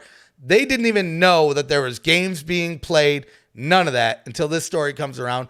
And I would wager that somebody's going to tune into this game because they learned about the league, because of this story, whether it's positive or negative. But that's my final take on it. Sure. And, speaking of TV, we'll get this real quick wrap up here of this. We did get ratings. Obviously, that's something that you want to see with week 1. How are the ratings doing? I'll quickly list those off. So that simulcast, by the way, Fox and NBC averaged a concurrent viewership of 3 million viewers throughout the telecast with a peak of 3.5 roughly at 10:45. So we're talking like close to the end of the game when things are getting really spicy in the fourth quarter.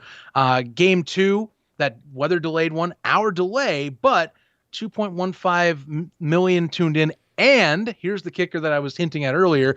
It's NBC's most watched April afternoon. Well, I know it's kind of specific, but it's essentially one of their most watched broadcasts in that section of the calendar in almost 8 years. So here's an even bigger one for us too that we don't have in the notes.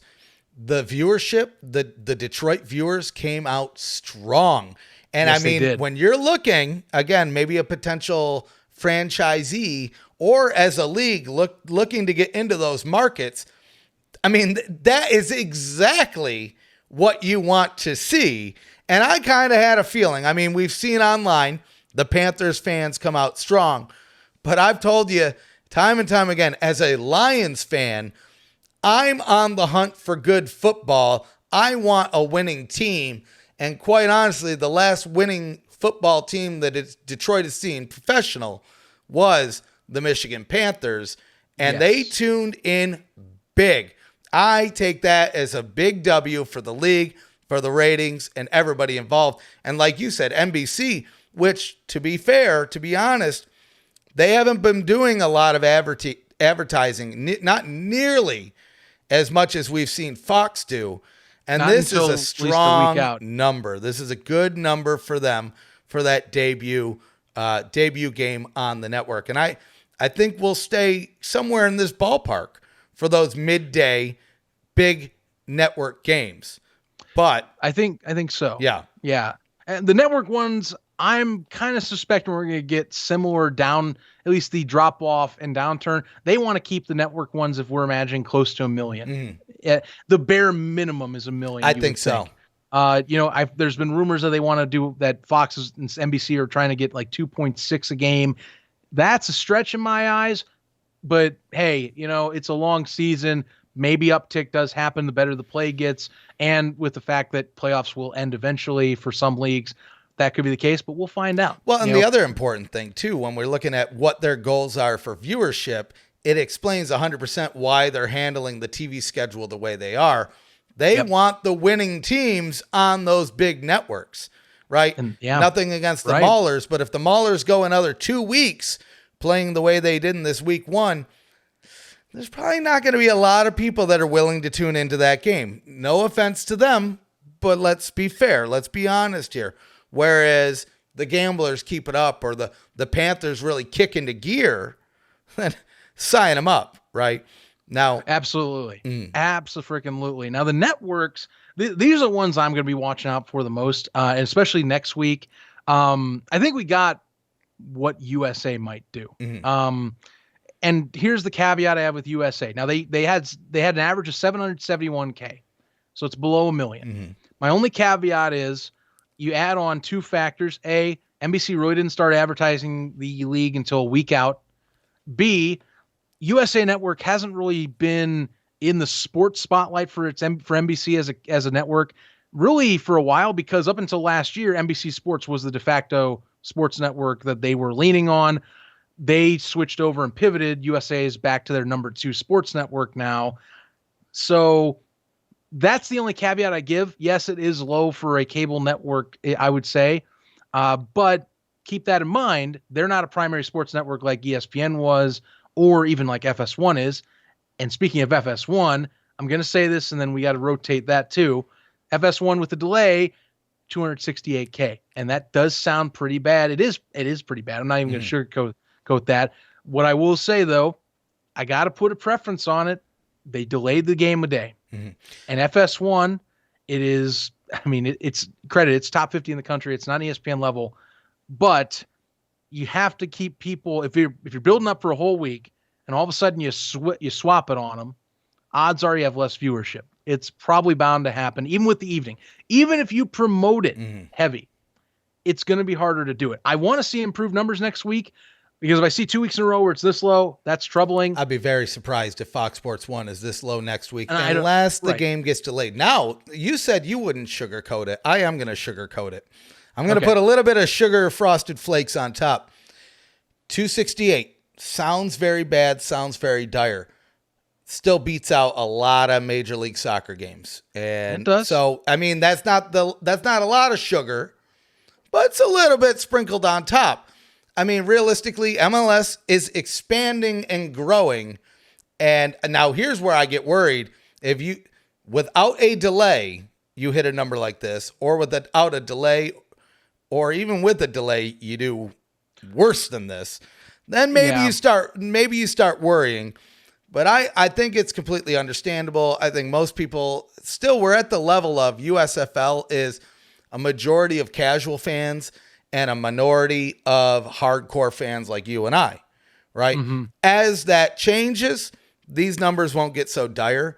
I wouldn't be surprised if we see another game like this throughout the season that does get delayed, especially if it is one of those games that's on a USA network, because I think Fox Sports 1 will outperform USA, even if it's in an off time that it shouldn't be, just for the main factor of it's a sports channel. People are expecting to see sports, so they're going to tune in there to see something sports related, whereas USA, it could be a lot of different things, right?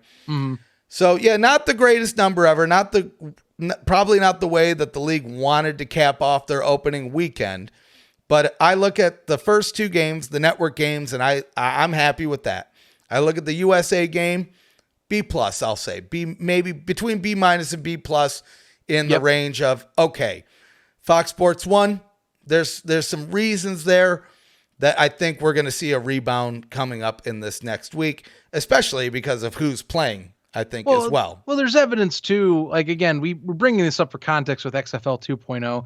But FS1 did have viewerships of 1 million plus for a few weeks stretch. So they can do it. I think they've been pushing FS1 hard. Actually, FS1 has been, I guess, doing even better in the ratings. They were 3rd in the country for sports viewership in channels, as they recently passed it to number 2. So they are now behind ESPN as the number 2 sports only content channel in the country.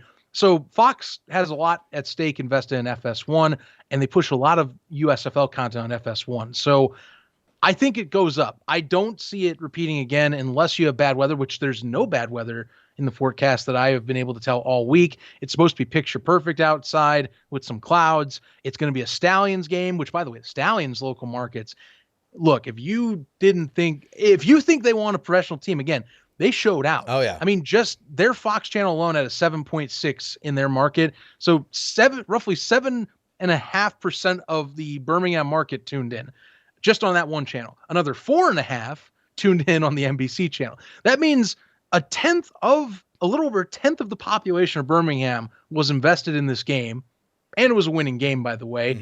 So, yeah, probably going to see an uptick just on that. Not going to lie. I also want to see how the Houston market comes out, because that's going to be a one for the league that, is becoming kind of a battleground on the side in just the realm of spring football. So keeping all that in mind, there should be an uptick there.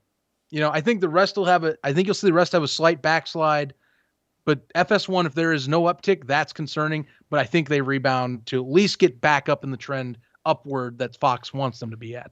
I think so. So you want to jump into week 2 previews and picks here? Oh, absolutely. Let's get into this, man. Every week we're going to be giving you guys our previews and picks of the games. We'll try and keep track of that best we can as we move on down the line. So let's get into this. It's rivalry week, by the way. First one of the year, keeping that all things considered. And we'll get into the Northern Duel to start things off. The Panthers going to be taking on the Generals being the home team in this scenario. Reminder for folks that haven't caught on, because again, this is a thing that was also being caught up this week. All the games are in Birmingham. Got to keep stressing that. Just got to let you know, this is not in New Jersey. So Panthers Generals, the Northern Duel. Stefan, I'm going to let you give me a synopsis of what's going on here and who you got. So, we got the Panthers, we got the Generals, 8 p.m. Eastern on USA. So this is going to be a test for them. They're the first Friday night game of the season, and it's neither of which is the local team. Now, when it comes down to this game, I think this is going to be a very close game. And it was actually very hard for me to make a pick here. My initial instinct, and I might kick myself for not taking it, was to go for the Generals, because I think you put Luis Perez in there a little bit longer, maybe the full game, he could pull it out. Now, that being said, I'm actually going to go with the Panthers this week for the main, kind of the same reason. As long as there's no equipment problems and Shea Patterson stays in the whole game, I think the way he was looking in that second half of the first week, he can hopefully build on that, be a little bit smoother coming in. Now, especially if we see some of the kicking woes go away, I think it's going to be close. I think the Panthers edge it out, though, get that first Friday night win. Now, I'm curious, what's your take here? You know what? That's a good question. I want to tell you one thing I'm watching that is vital to this contest. And the Generals have a slew of injury reported players right now. We're talking right as of the last report yesterday on their social. It's upwards of, it's double digits. It's at 14 players in some way, shape, or form had reported on the injury list. One of those actually was released because of injury. That was Mike Weber, who a lot of people had high hopes on. But we're talking guys that made an impact for the Generals. We're talking Woody Brandom. We're talking Randy Satterfield. We didn't barely get to see Nick Truesdale out there. He's on there as well. I'm sorry, Bowman was the one that made an impact, not Brandom. But nonetheless, I say that. We keep going. Kevontae Turpin's on there, limited in practice. The list goes on and on and on. A bunch of offensive linemen on there too. Three guys there on that line. Kind of want to watch how this goes. A lot of people that did not participate or were limited in practice. Now the limiteds, I'll be honest with you, those guys generally have a better chance of going. If you don't participate and it's coming up to a Friday game, starting to kind of get nervous. Sure. So we've got to monitor that situation.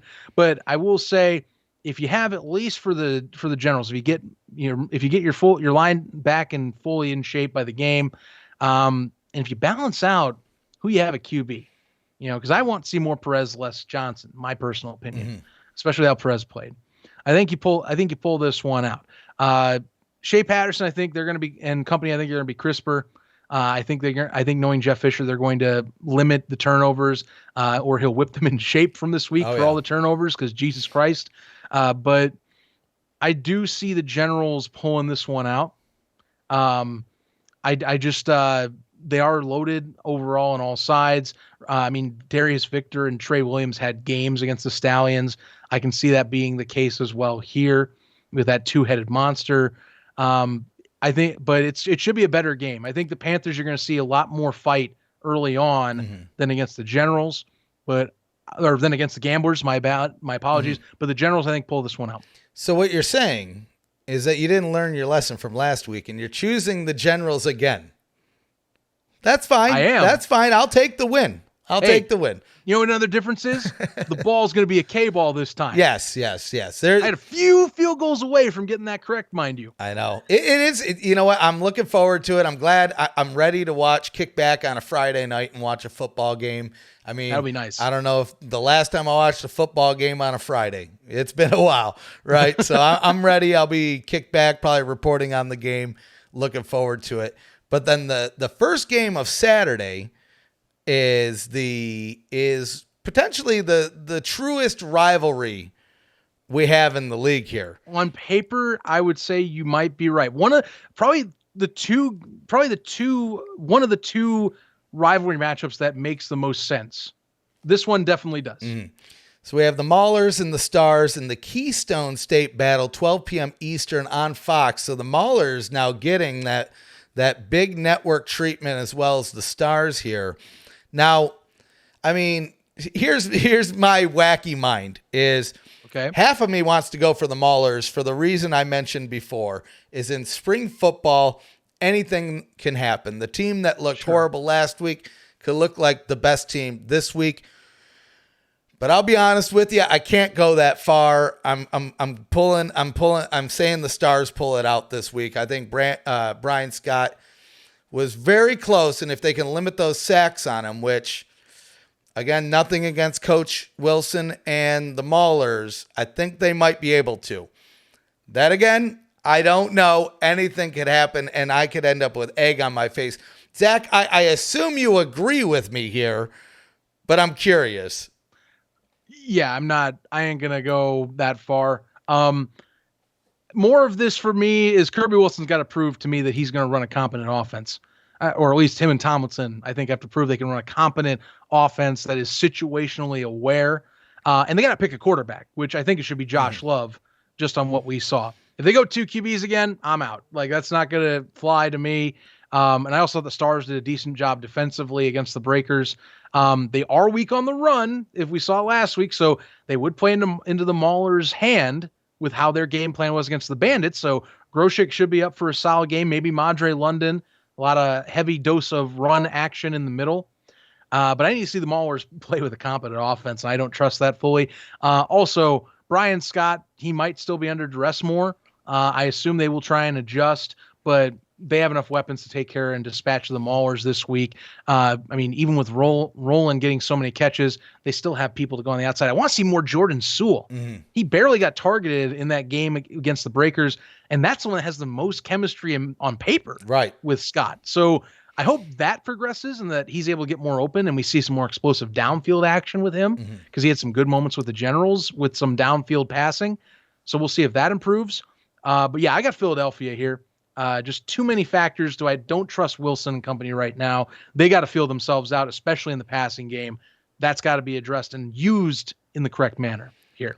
And I mean, after this game, we're going to have at least 2 teams in the North with a win. Because as of now, undefeated in the South, unwinning in the North. I don't know if anybody could have predicted that.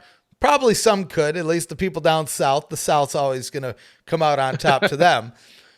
But, I mean, realistically, seeing it play out, it's kind of interesting because now we flip over to the Southern teams, and 2 of these teams are going to have an L in their belt here. First one up, though, and I'm looking forward to this one, the Double Down Derby, Birmingham Stallions, Houston Gamblers, 7 p.m. Eastern on FS1. Now, I'm curious a couple things. One, how's the crowd show up? I'm curious to see how people show up for the earlier game and stay for the doubleheader. But I'm more curious to see how many people show up here. 2, like we said with the ratings, FS1 kind of got hit last week with the delay. This one should prove to do well for them because of the local ties. And like you mentioned earlier when we were talking about the recaps, the Stallions were a part of the most scoring game of the weekend. So we're set to see some good offense here from the Birmingham side, or we're set to see some strong defense from the Gamblers side. So there's definitely some good chemistry to be had there. Now, I don't care. Homer pick 100%. Gamblers are taking it, going 2-0, taking out that first home win against Birmingham. 7 p.m. Eastern. Mark it down. Book it. Gamblers take it home. And I think this is the week that Thorson really starts airing it out. And I think we could start seeing that running game working a little bit better for Sumlin and maybe breaking down some of that line on the Stallions side. But again, this is all coming from a homer with a homer pick. So let's go to somebody without anything invested in either team here. Who takes it out? And I think you disagree with me. Well, I'll start with giving defense to the Gamblers here, because if we're talking about Kevin Sumlin, like we mentioned earlier, finding some rhythm, getting his offense going, the Stallions proved last week that they have the best defense to do it against. They gave up over 400 yards to the Generals and somehow came out and won. Keep that in mind. So if the Gamblers have any chance of finding rhythm on a consistent basis with Thorson, and Thorson getting in rhythm with someone besides JoJo Ward and getting the running game a little more involved, even more so than they did against the Panthers, it's going to be this one. So they have that going for them. Problem is, and as we knew this going in, even if it's a road game for the Stallions, you know damn well that's a home game for the Stallions in this format. Oh, yeah. So the home crowd is definitely not on your side. Also, Jamar Smith is probably going to start, I would assume. Magoo's still been showing up on the injury reports list, and I highly doubt they want to aggravate that ankle any farther. And Smith also got chemistry in that offense with Skip Holtz. He did well. Mm-hmm. He was getting into a rhythm there. I still take the Stallions, but if the Gamblers get some sort of groove going with the Stallions' less than stellar defense from last week, this might be a good game. This is his best chance early on to get things going and to give some confidence to the rest of that roster. And they need to do it soon, because, defense can win you championships, but if you have teams that are getting ahead of you this early, especially in spring ball, you can only do so much until the floodgates open. So I've got the Stallions edging them out. I'm going to say it's a one-score game in this case, maybe just a touchdown. Mm-hmm.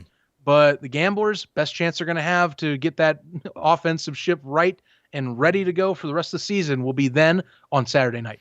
Well, I hope you're wrong, and I hope we're 2-0. But now I'll tell you this: if you do plan on attending the Saturday night game, the Double Down Derby, I apologize. Mm-hmm. It's also NASCAR week, night at the game, so you can meet Tyler Reddick, Ty Dillon Saturday night.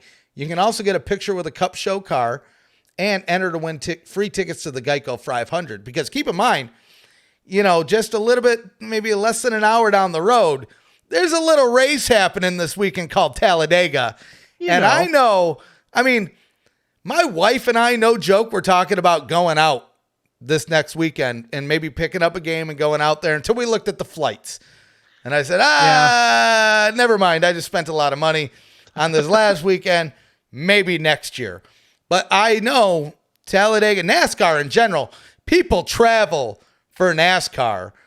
And this might, it might get a little bit of boost. And I'll tell you this, even if they don't go to the game, I would be surprised if Fox isn't promoting the USFL to that crowd that does show up to Talladega for the main point of, if it's an hour away from Birmingham, there's probably a lot of people at the race that do live local or semi-local that are interested in football and may or may not have known about the USFL just yet. So I'm a little bit jelly. I'm a little bit jealous that we get to miss out on NASCAR week, because I'll tell you, that was the first thing we did. We tried to watch the Maulers game. That was delayed. We saw Bristol was on the dirt track. We got signed up with 28 laps left, only to have Kurt Busch ruin our dreams at the end.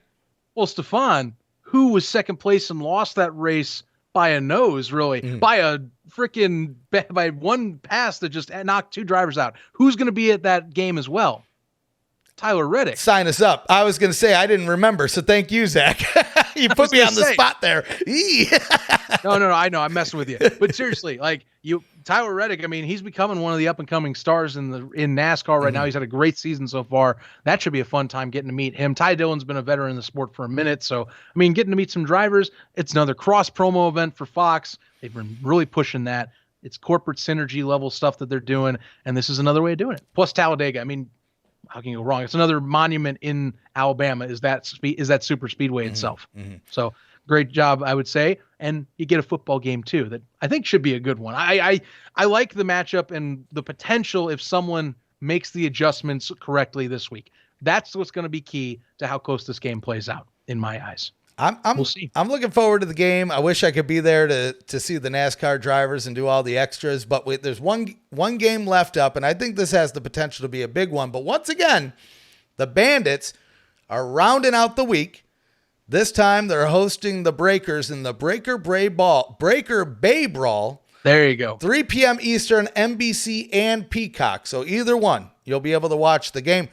This game might be my game of the week. I'm not going to lie.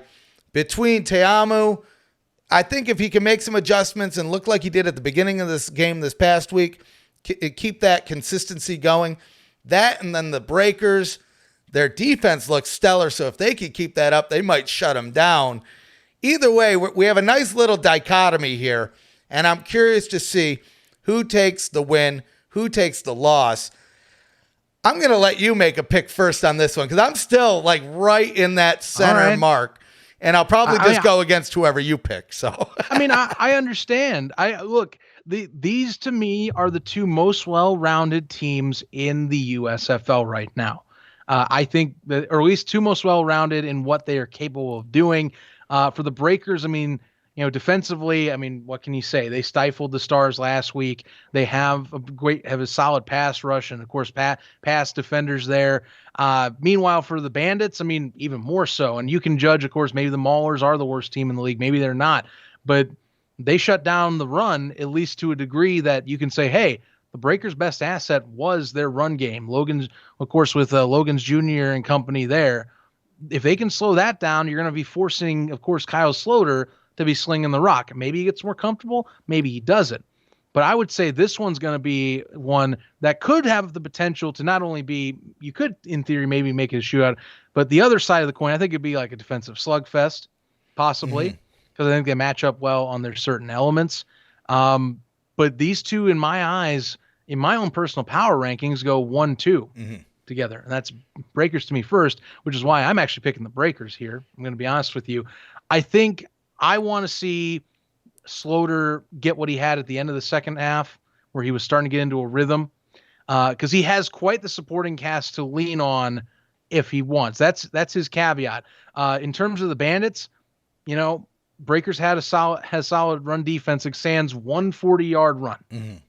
That was Holland going off the right side with that beautiful helmet cam shot. Now they contain that big run ability, and they keep Washington and Emmons in the backfield there. Get pressure on Teamu. That could be your game. Just don't let Cheyenne O'Grady leak out on you. Oh yeah. Don't give Teamu the safety net. If that safety net in Grady is available, and they start getting more chemistry with other guys outside, like say Keith Mumphrey is healthy and he comes in there too, things could be over. But I got the Breakers here. It's going to be a tight game. I'm hoping it's a shootout, though. That's my thing. These two have some of the most offensive potential in the league. I want to see it be a shootout on Sunday night. As much as I want to disagree with you for the sake of disagreeing with you, you know what? No, it's no fun rooting for the same people. I'm going Bandits. Bandits take the win. Teamu pulls it out. Bruno Reagan, friend of the show, makes it happen. We're going Bandits. Now, this is a soft one. I'm telling you, because it was right on that 50-50. I think it's going to be a close one. And you're right. This one could go to a shootout. I know all of us were hoping for a shootout in that first game. I remember seeing the kicker and telling our friend from the USFL show, I've never wanted a kicker to miss a kick so much in my life. Then when they got it, they're on the other end. I told them, I've never wanted a kicker to make a kick so much in my life. And then they ended up pulling it out, taking the true win. But either way, this could be it. This could be that shootout match. Now, again, it is a little bit difficult with the 1, 2, 3 options, but at the same time, maybe it makes it easier to get that shootout as well. Either way, we'll catch up and see where we're at next week and throughout the season. I'll start jotting these down so we can get some points, because I'm officially up. We didn't do picks for all the games last week, but I'm up 1 pick with the Stallions and the Generals last week. This week, I mean, you could blow me out. I think we have 1 game where we agree, so you could easily get, a 2-point lead on me here. We'll see. Right. We'll see. That's right. Psych Slate, we'll definitely tally those up at the end coming into next week here. And we had, of course, a point on here, best matchup. I think we explained it already. To us, it's this one. It has the most potential.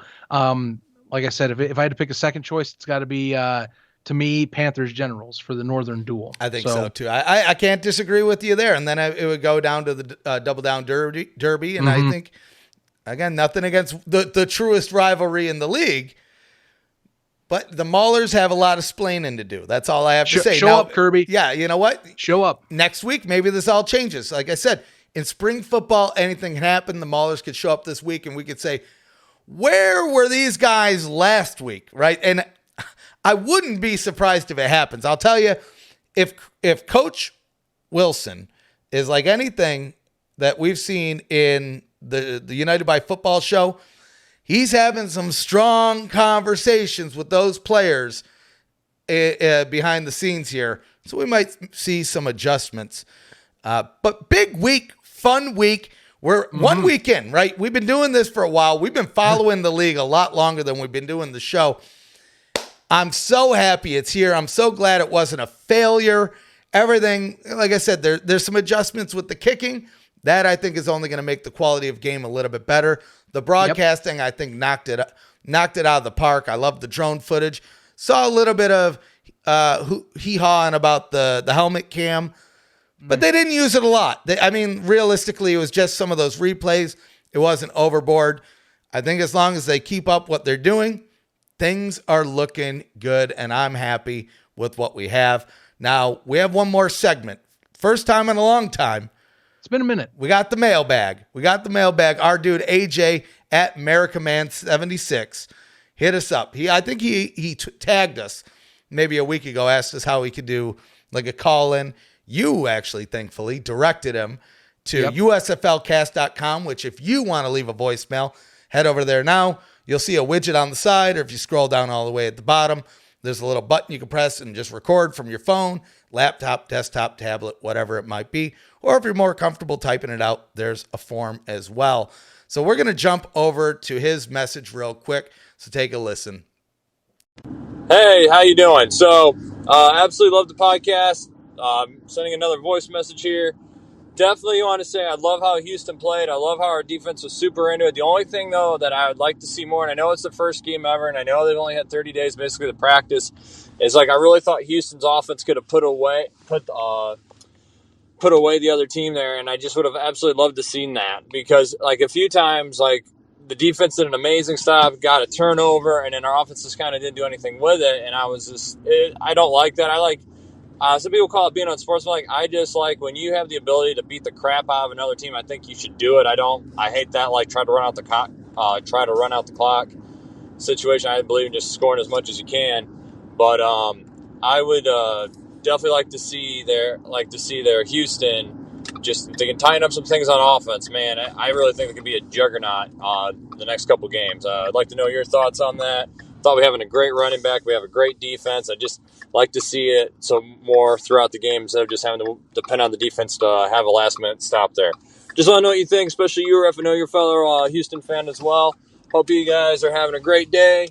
God bless, and I will talk to you guys later. Hey, how you doing? This is America1776 from Twitter there. Absolutely love your podcast there. I'm just resending this message because I don't think it saved last time. The only thing I had an issue with the Easter weekend thing was the time of the games. Just because it was too close to church services and too close to like kids doing Easter egg hunts there and everything. If I was to advise the USFL, like the idea of having football on Easter is not a bad thing, but I would not have any games start before 3:30 because normally by then your church services are done, and that's when people are done having like their Easter ham or whatever. And it's like right around like where if it was Thanksgiving around like where you're all about to take a nap or chill or like, hey, let's watch something on TV time or go to a local game. That would be my advice is I would not have anything scheduled before actually 3:30, more like 4 o'clock. And then you have a 4 o'clock game and then an 8 o'clock game on Saturday, like 2 games on Saturday, 2 games on Sunday at those times, or even have 1 game on Friday night and then 2 Saturday, 1 Easter, maybe something like that. That's what I advise the league on just because I know some people are like keep forgetting that the games were on Easter and kind of making fun of like, oh, there wasn't too many fans in the stands. Well, it's like, well, yeah, it's Easter Sunday. Like church is going to win out like on that one. It's because it's Easter. But I do think going forward they'll have great fan attendance at all these games. And I know I can't wait to watch Houston next week. I'm looking forward to it. Hey, I saw that the XFL also came out with their 8 coaches there. One thing I'd love to see in the future, and I believe, Ref, you mentioned it when you were at the pub there doing your guys' podcast, is I know I would love to see by like 2025, I'd love to see like the USFL with like the XFL East Conference and the XFL West Conference, and then you would have like all your teams and stuff like that, or North Conference, South Conference, whatever, however they do it. And I think that'd just be really, really cool to see something happen like that in the future where the leagues merge, but then they both get to keep a huge chunk of their identities and that sort of thing. And I don't know, that's something I just really would like to see. And I know this is kind of like more of a random voice message, but I hope I get to see that by 2025. Like the leagues merge and it's just better for everybody. And it's like, like a 12-game regular season, playoff games included is like 16 total or what have you. And I just think it'd be a lot of fun to have that as the future Spring League of like 2025, 2026.